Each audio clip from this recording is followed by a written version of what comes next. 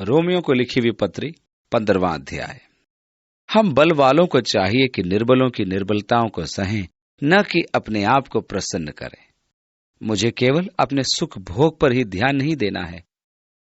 उदाहरण के लिए मुझे ये नहीं कहना है कि मैं मीट के बिना खाना नहीं खाता, परंतु मेरा ध्यान मेरे उस भाई की ओर भी होना चाहिए जो शाकाहारी है और मेरे सामने बैठा है। यदि मैं विश्वास में निर्बल नहीं हूं तो मैं मीट खा सकता हूं और मुझे आत्मिक रूप से परेशानी नहीं होगी, परंतु मुझे निर्बल भाई की दुर्बलताओं को सहना पड़ेगा।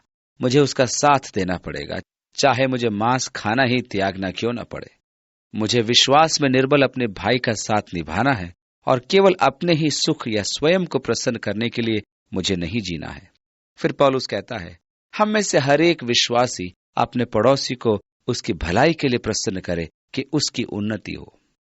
एक मसीह के रूप में कई बार हमारे सामने परीक्षा आती है और इच्छा होती है कि एक दूसरे के निर्धारित किए गए सामाजिक स्तरों पर जीवन जिएं।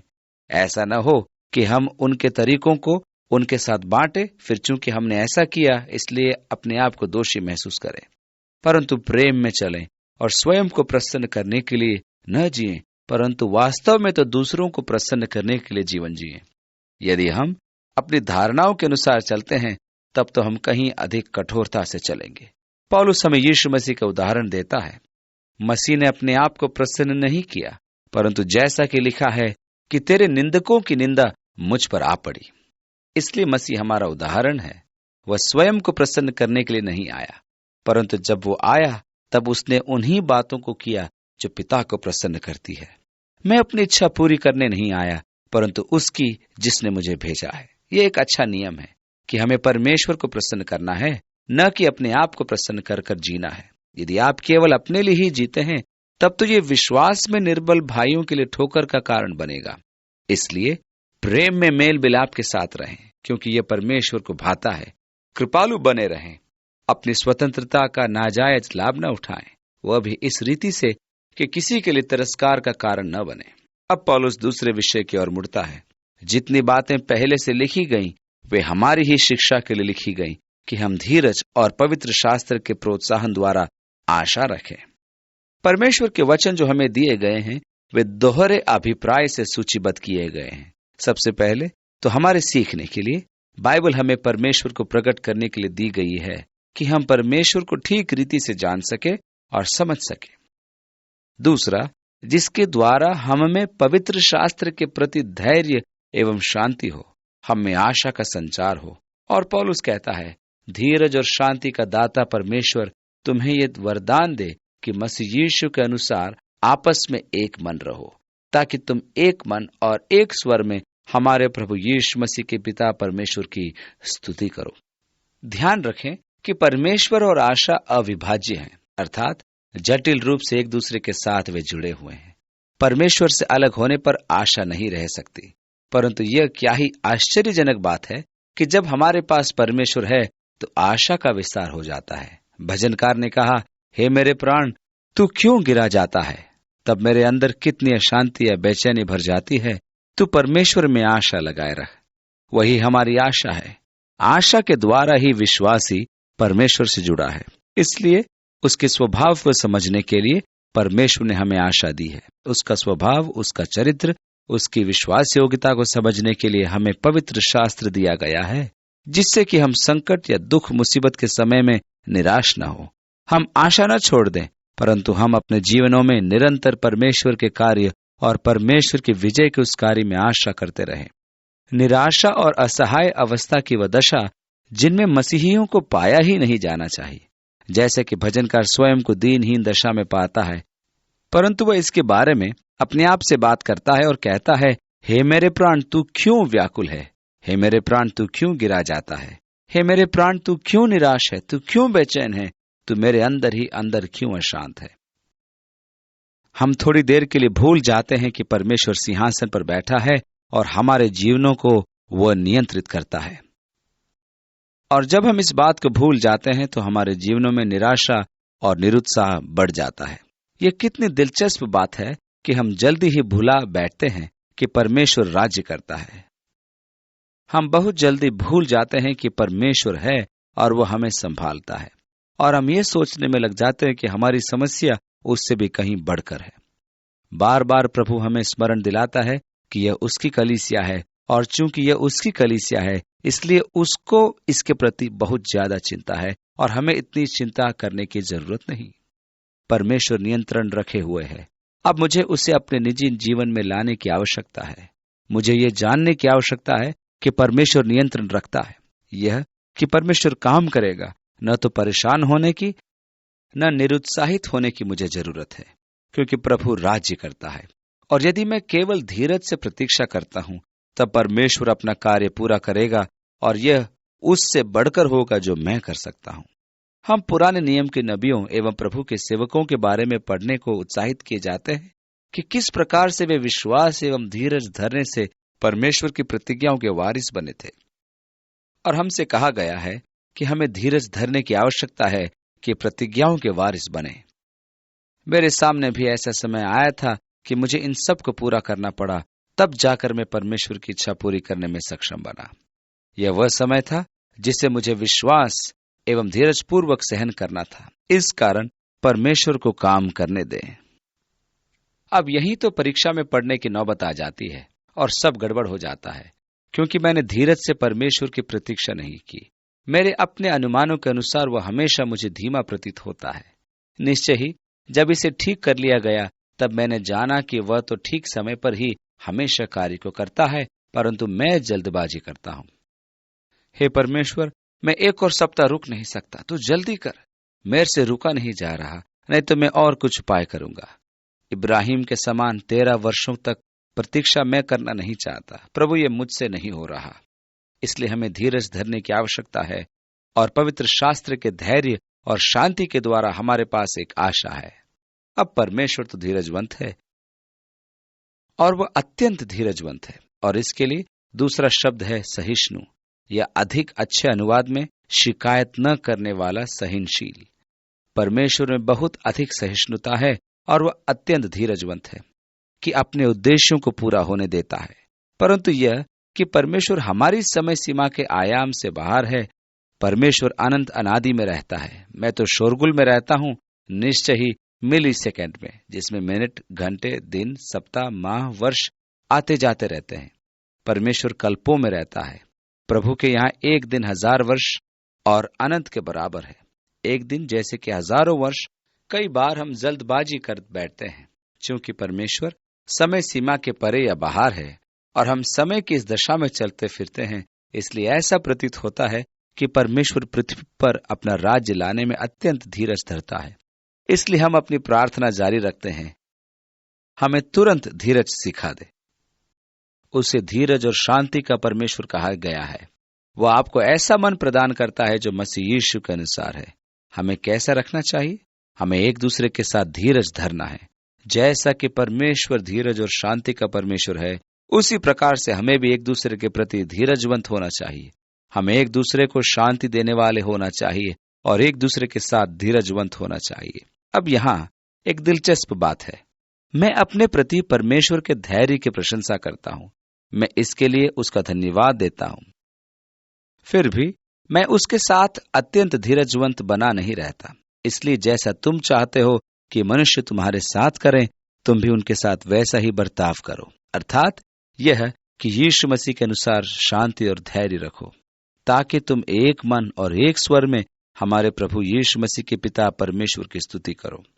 और इसलिए 7वीं आयत में लिखा है, जैसा मसीह ने परमेश्वर की महिमा के लिए तुम्हें ग्रहण किया है, वैसे तुम भी एक दूसरे को ग्रहण करो। परमेश्वर के वचन के द्वारा अब कलीसिया में जब हम मसीह यीशु के प्रेम में और एक दूसरे की सेवा करते हैं, तब हम प्रेम के इस जीवन के द्वारा परमेश्वर की महिमा करते हैं। साथ ही परमेश्वर की शांति, धीरज के साथ एक दूसरे के साथ हम व्यवहार करते हैं, और तब हमें एक दूसरे को ग्रहण भी करना है। कैसे? जैसे मसीह ने हमें ग्रहण किया। अब मसीह ने आपको कैसे ग्रहण किया? क्या आप पूर्ण रूप से एक आदर्श और सिद्ध व्यक्ति थे? क्या उसने कहा, पहले आ जाओ क्योंकि आप शुद्ध हो और आप तैयार हो? नहीं, उसने हमारी सभी कमी, घटियों, अपूर्णताओं के साथ हमें ग्रहण किया। ये चकित कर देने वाली बात नहीं कि जब कोई उन पापों को कर रहा है जिन्हें मैं करता हूं, तब ये कैसे भयानक दिखते हैं। हम अपनी गलतियों के प्रति कितने अंधे होते हैं। हम दूसरों की गलती निकालने में अंधे नहीं होते, परंतु जैसे यीशु ने कहा, पहले अपनी आंख का लट्ठा निकाल, तब तू अपने भाई की आंख का तिनका ठीक से निकाल सकेगा।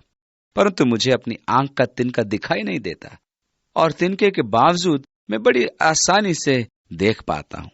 ये क्यों होता है? ये सब प्रेम का विषय है। प्रेम तो असंख्य पापों को ढांप देता है, और चूंकि मैं अपने आप से बहुत अधिक प्रेम करता हूं, तब मैं दूसरे पर कोई ध्यान नहीं देता।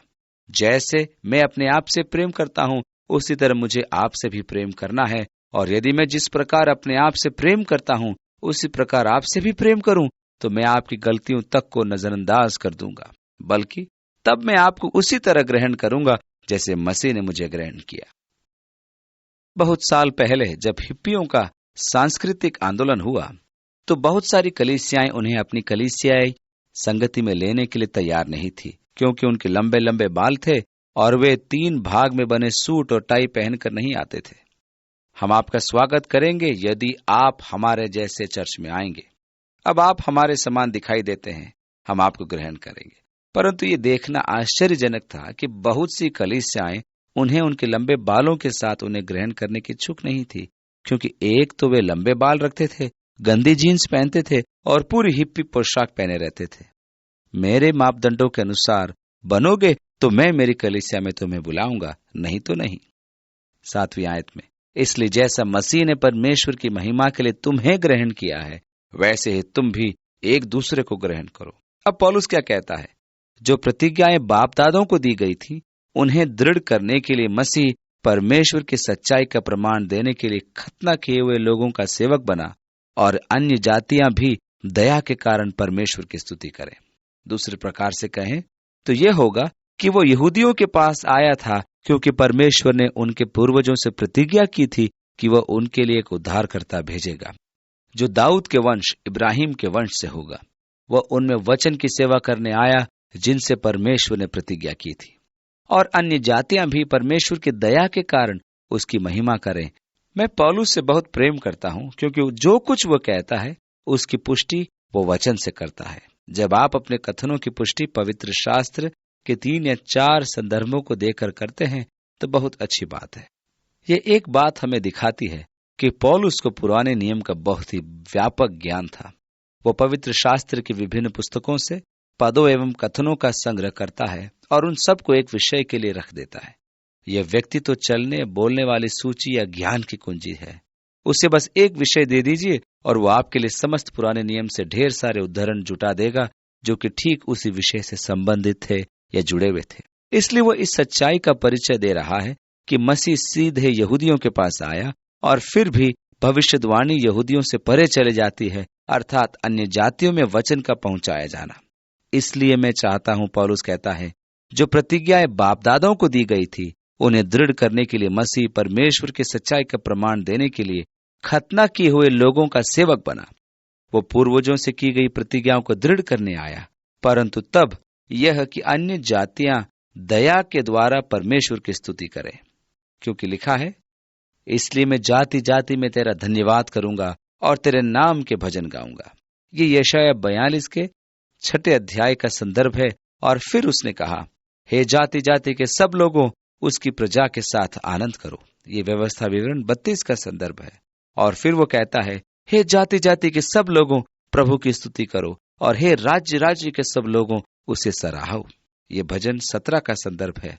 और फिर वो यशायाह की भविष्यवाणी याद दिलाता है, यीशु की जड़ प्रकट होगी और अन्य जातियों का हाकिम होने के लिए एक उठेगा, उस पर अन्य जातियां आशा रखेंगी।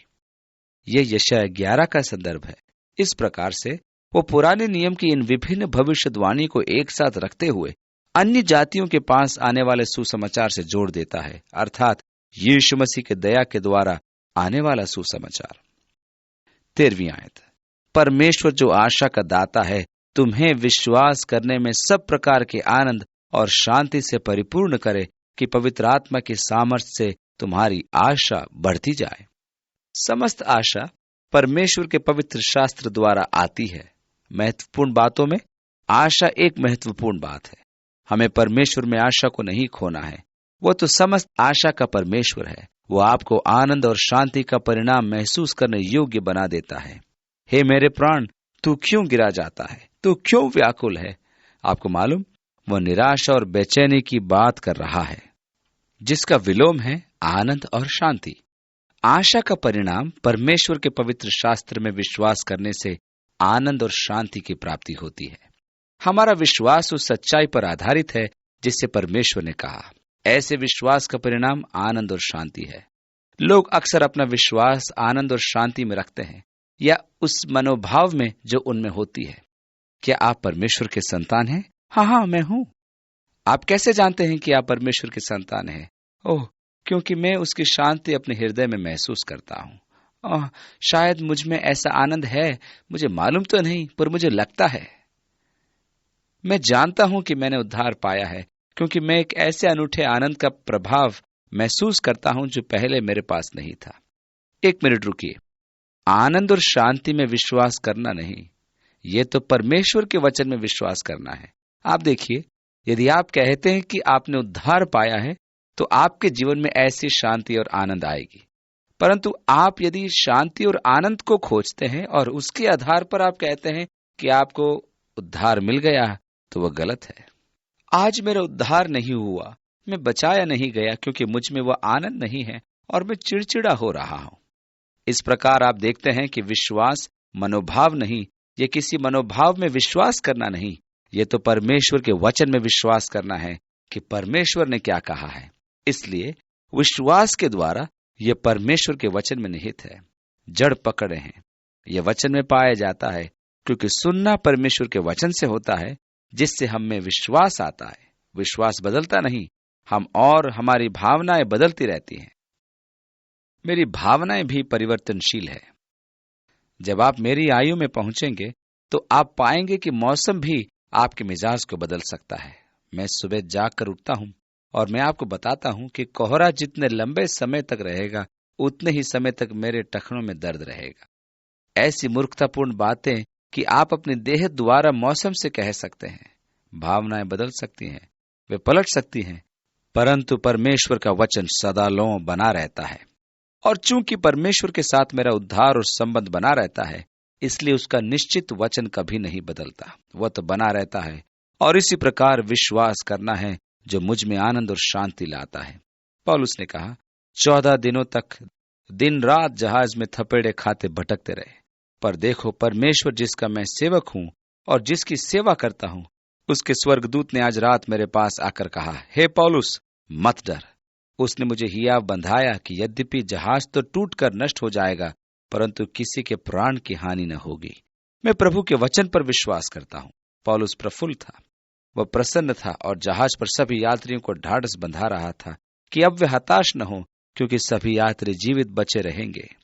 वे वहां तक निराश हो उठे थे कि उनके जीवित रहना भी मुमकिन नहीं था, पर ऐसी दुखद परिस्थिति के अंदर परमेश्वर का वचन पौलुस के पास आता है, तुम्हारा मन व्याकुल न हो। क्या तुम मनुष्य पर भरोसा रख रहे हो? परमेश्वर पर भरोसा रखो।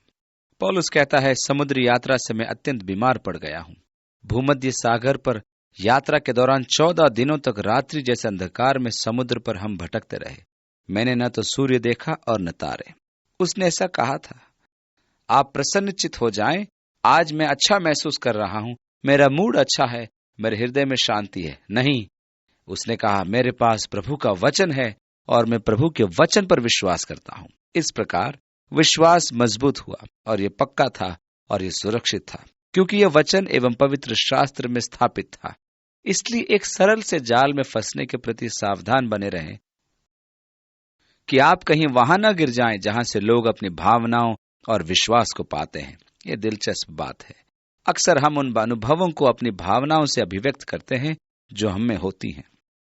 हम अपने अनुभव को बताने के लिए अपनी भावनाओं को व्यक्त करते हैं।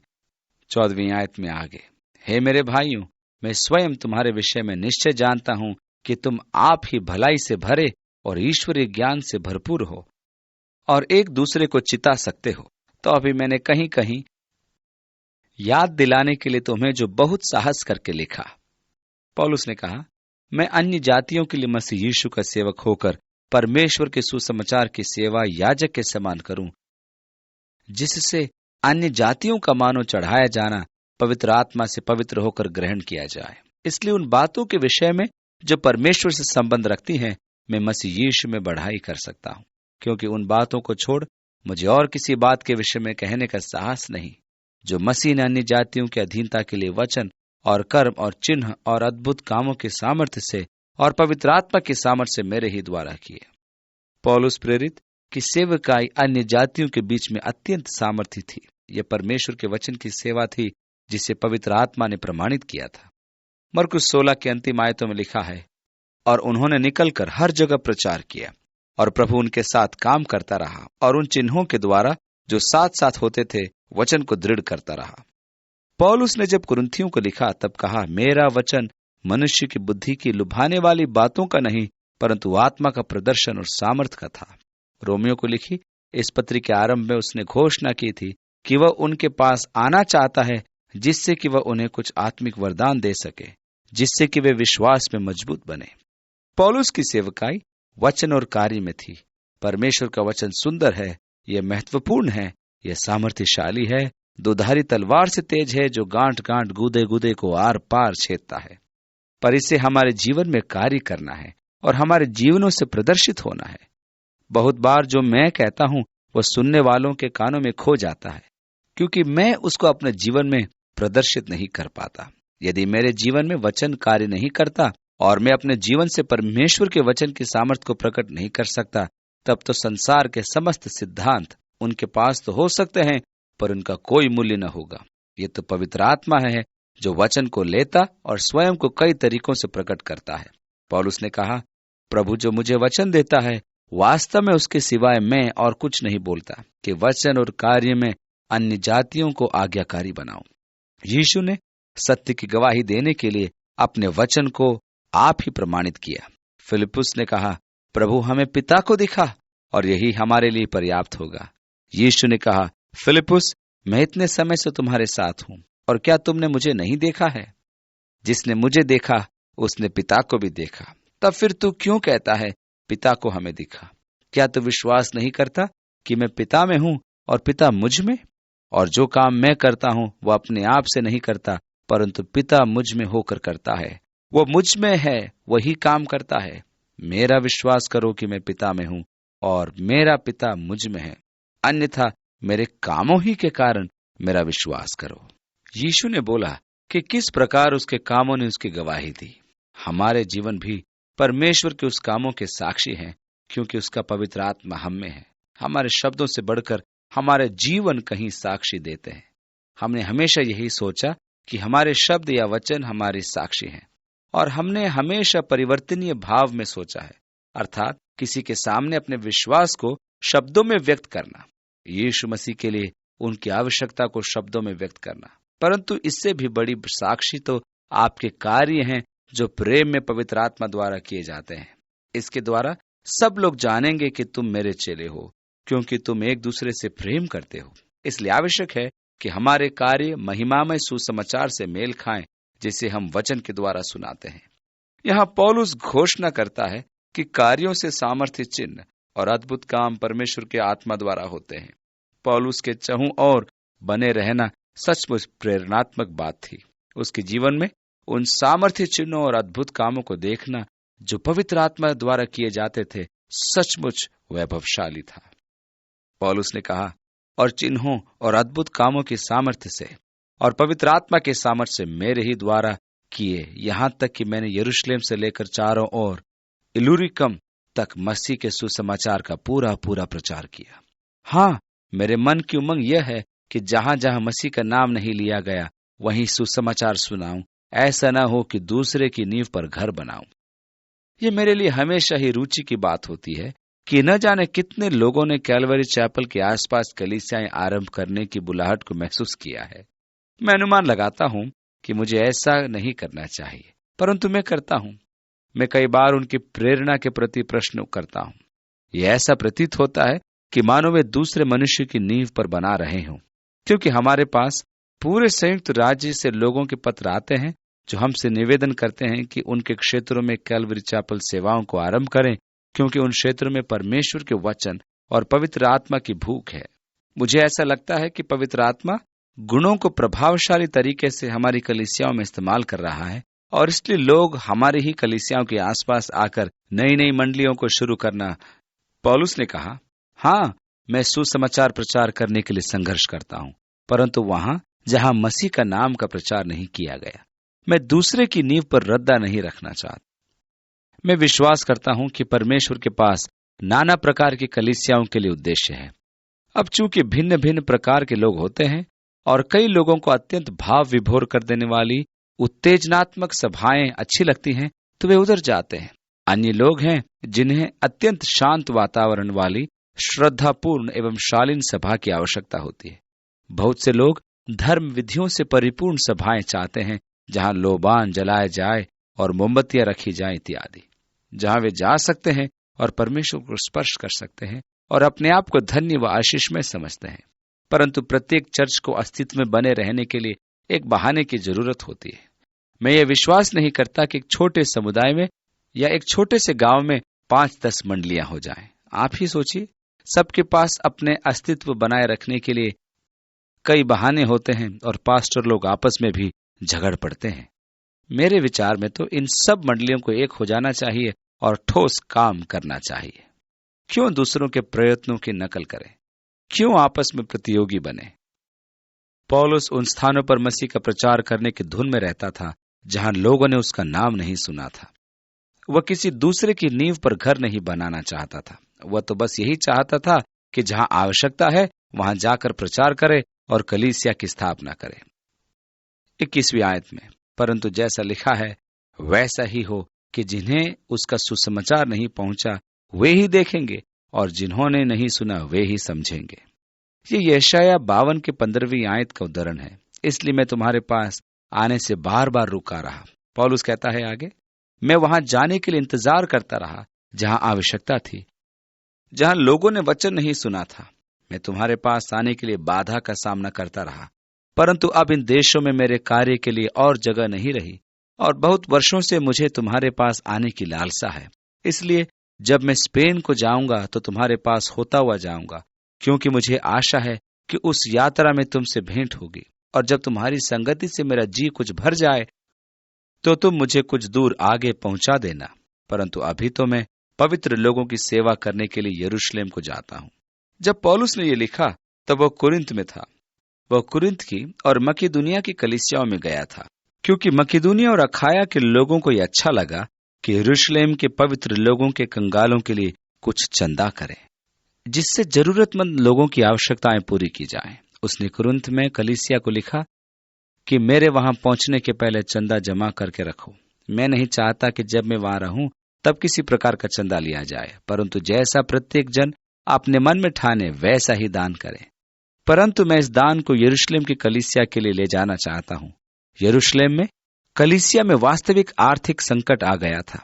हो सकता है कि आरंभ में सामुदायिक संपत्ति बंटने के अंतर्गत प्रत्येक जन ने अपनी संपत्ति बेच दी थी और प्रेरितों के पांवों पर रुपयों को लाकर रख दिया था, जो अब तक समाप्त हो चुकी थी। इसलिए अब यरूशलेम के विश्वासियों के पास कोई संपत्ति न रह गई थी और वे दयनीय दशा में थे। पौलुस उनकी सहायता करना चाहता था, परंतु अब मैं यरूशलेम को जाता हूं कि पवित्र लोगों की सेवा करूं, क्योंकि मकिदुनिया और अखाया के लोगों को यह अच्छा लगा कि यरूशलेम के पवित्र लोगों में निर्धनों के लिए कुछ चंदा ले जाऊं। और आगे, उन्हें अच्छा तो लगा, परंतु वे उनके कर्जदार भी हैं, क्योंकि यदि अन्य जातीय उनकी आत्मिक बातों में भागी हुए तो उन्हें भी उचित है कि शारीरिक बातों में उनकी सेवा करें। इसलिए मैं ये काम पूरा करके और उनको ये चंदा सौंप कर तुम्हारे पास होता हुआ स्पेन को जाऊंगा, और मैं जानता हूं कि जब मैं तुम्हारे पास आऊंगा तो मसीह की पूरी आशीष के साथ आऊंगा। पौलुस का बोझ ऐसा ही था। इसलिए जब मैं ऐसा कर चुकता हूं और उनके पास इस फल को पक्का कर देता हूं, तब मैं स्पेन के मार्ग पर तुम्हारे पास आऊंगा, और मुझे निश्चय है कि जब मैं तुम्हारे पास आऊंगा तब मैं आशीष की भरपूरी के साथ, अर्थात मसीह के सुसमाचार के साथ आऊंगा। मसीह के सुसमाचार की आशीष की भरपूरी। मैं इसी ढंग से तुम्हारे पास आता हूं, इसी ढंग से आऊंगा भी। क्यों? क्योंकि इसी ढंग से तो पौलुस सब जगह जाया करता था। भरपूरी में उसका जीवन उमड़ रहा था। 30वीं आयत, हे भाइयों, हमारे प्रभु यीशु मसीह के और पवित्र आत्मा के प्रेम का स्मरण दिलाकर मैं तुमसे विनती करता हूं कि मेरे लिए परमेश्वर से प्रार्थना करने में मेरे साथ मिलकर लौलीन रहो। यहां पौलुस निवेदन कर रहा है कि उसके लिए प्रार्थनाएं की जाए। मैं सोचता हूं कि यह महान आशीषों में से एक है और वे उसके लिए पिरामिड के समान है कि जितना अधिक आप लोगों के लिए प्रार्थना करते हैं, उतना ही अधिक आपकी सेवा का प्रभाव लोगों पर पड़ता है। जितना अधिक लोग आपके लिए प्रार्थना करेंगे, आपकी सेवा का आधार उतना ही चौड़ा होगा। भिन्न भिन्न स्थानों पर जाना सच में रोमांचक होता है। ठीक वैसे ही जैसे कि मैं हाल में एक शहर में गया, वहां मंगलवार की रात को करीब 1000 लोग आए। सभा के बाद जब मैं लोगों से हाथ मिला रहा था, तब एक के बाद एक दूसरे व्यक्ति ने कहा, ओह, आपको मालूम आपकी सेवा कितनी आशीषमय रही। आपका कार्यक्रम जो रेडियो और टीवी पर आता है, मैं निरंतर सुनता हूँ। कुछ ने बोला, मैं तो आपके साथ रोज नाश्ता करता हूँ, और यह कि प्रतिदिन आप मेरे साथ काम पर जाते हैं। मेरा जीवन धन्य हो गया, और आपको मालूम कि मैं आपके लिए प्रार्थना कर रहा हूँ। ये सब सभा के बाद सुनने के बाद मेरा दिल भाव विभोर हो गया। समस्त देशों में ऐसे लोग हैं जो हमारे लिए प्रार्थना करते हैं। साइबेरिया से विश्वासियों के देश से मुझे एक मनभावना पत्र मिला। उनमें से एक व्यक्ति अंग्रेजी बोलता है, इसलिए उसके पास हमारे टेप हैं, और ये व्यक्ति अपने लोगों के लिए मेरे संदेशों का अनुवाद करता है। उन्होंने मुझे एक पत्र भेजा और कहा, हम यहाँ साइबेरिया में आपके लिए और वे जो कैलवरी चैपल में हैं प्रार्थना कर रहे हैं। अब इससे आपको कैसा महसूस होगा? साइबेरिया के भाई आपके लिए प्रार्थना कर रहे हैं। परमेश्वर हमारी सहायता करे। क्या हम उनके लिए प्रार्थना कर रहे हैं? उन्हें हमारी प्रार्थनाओं की अधिक आवश्यकता है।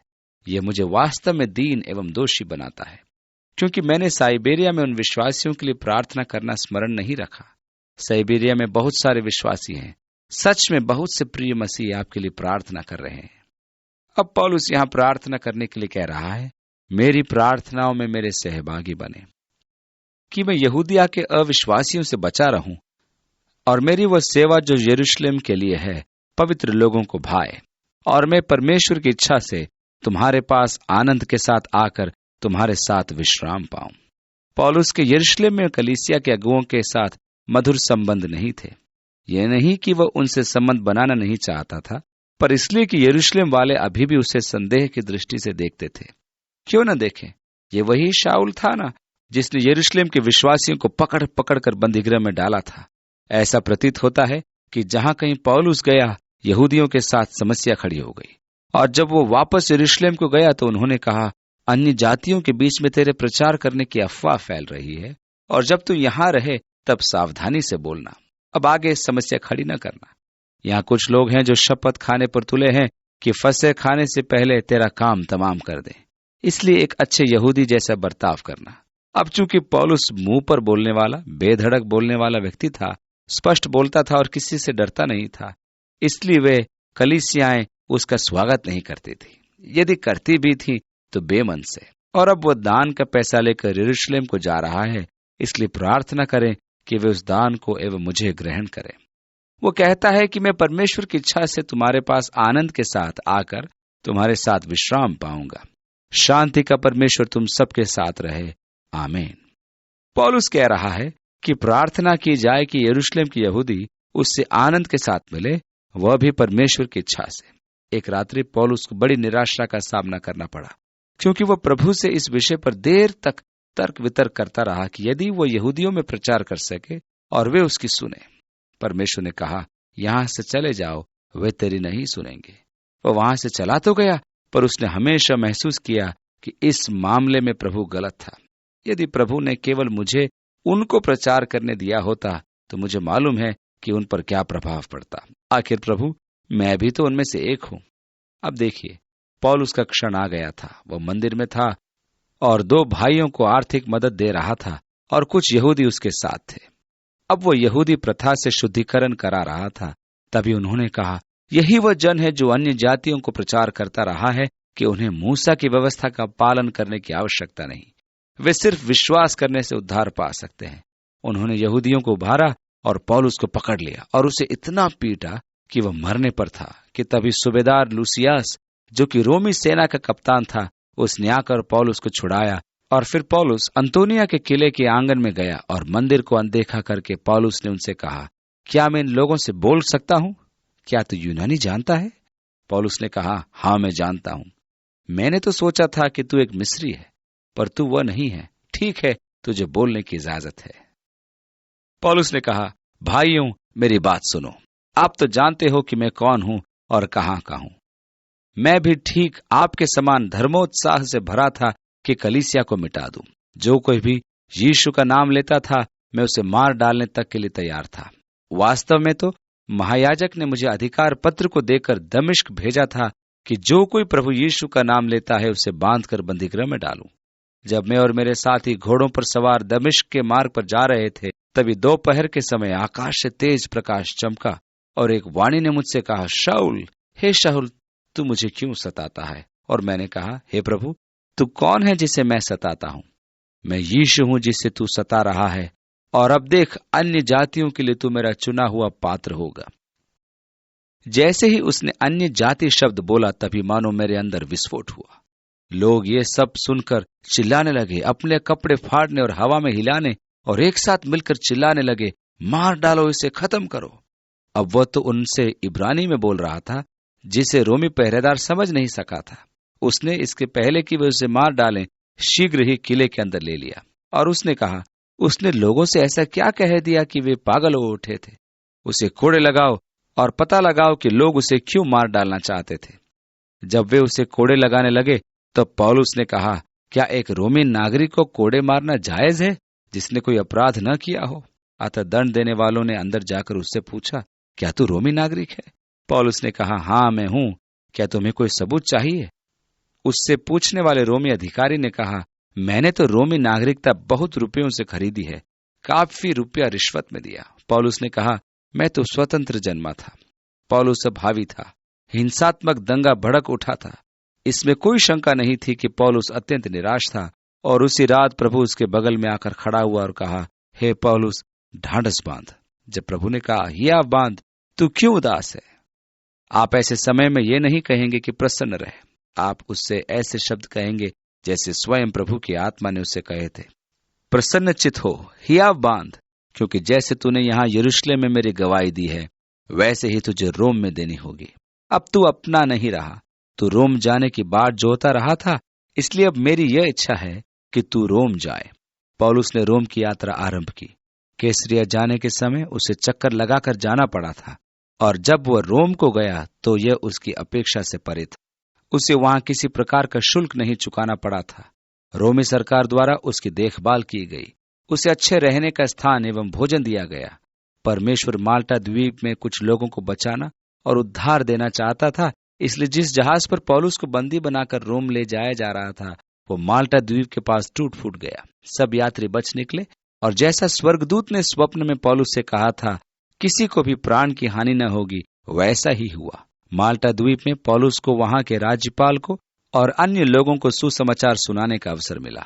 उसके साथी यात्रियों को भी उसने माल्टा में सुसमाचार सुनाया, उनके लिए प्रार्थना की, और वहां बहुत से लोगों ने प्रभु यीशु को ग्रहण की।